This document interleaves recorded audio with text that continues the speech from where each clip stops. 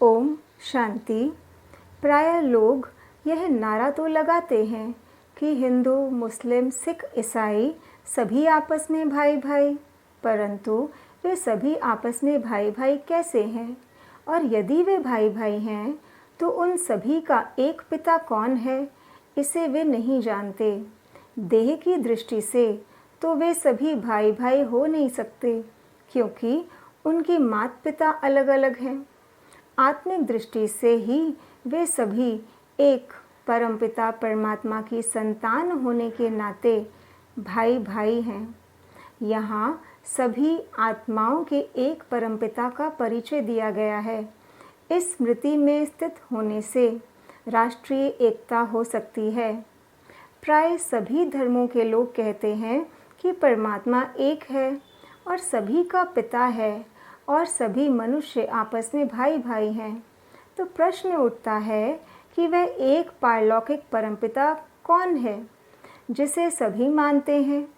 आप देखेंगे कि भले ही हर एक धर्म के स्थापक अलग अलग हैं, परंतु हर एक धर्म के अनुयायी निराकार ज्योति रूप परमात्मा शिव की प्रतिमा शिवलिंग को किसी न किसी प्रकार से मान्यता देते हैं।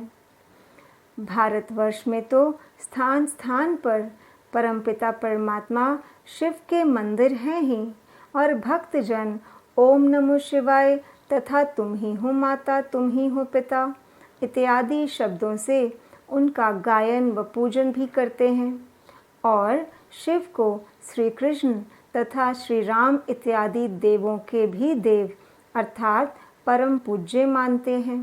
परंतु भारत से बाहर दूसरे धर्मों के लोग भी इसको मान्यता देते हैं।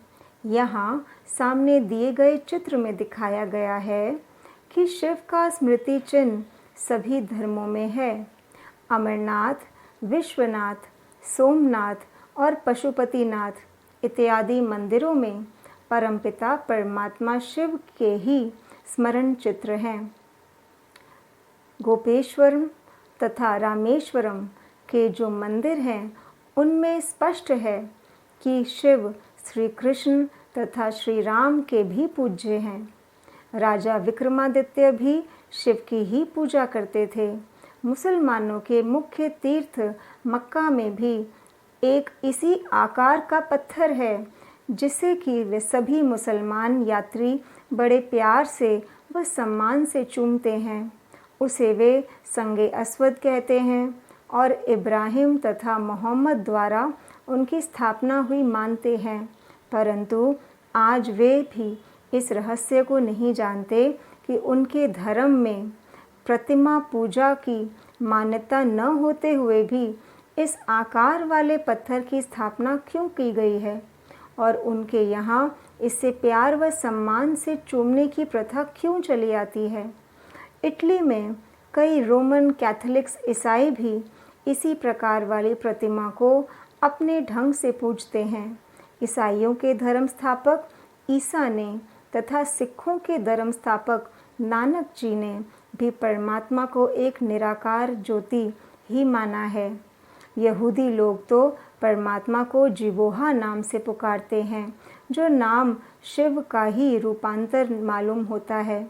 जापान में भी बौद्ध धर्म के कई अनुयायी इसी प्रकार की एक प्रतिमा अपने सामने रखकर उस पर अपना मन एकाग्र करते हैं, परंतु समयांतर में सभी धर्मों के लोग यह मूल बात भूल गए हैं कि शिवलिंग सभी मनुष्य आत्माओं के परमपिता का स्मरण चिन्ह है। यदि मुसलमान यह बात जानते होते तो वे सोमनाथ के मंदिर को कभी लूटते नहीं। कभी मुसलमान, ईसाई इत्यादि सभी धर्मों के अनुयायी भारत को ही परमपिता परमात्मा की अवतरण भूमि मानकर इसे अपना सबसे मुख्य तीर्थ मानते, और इस प्रकार संसार का इतिहास ही कुछ और होता। परंतु एक पिता को भूलने के कारण संसार में लड़ाई झगड़ा, दुख तथा क्लेश हुआ और सभी अनाथ व कंगाल बन गए।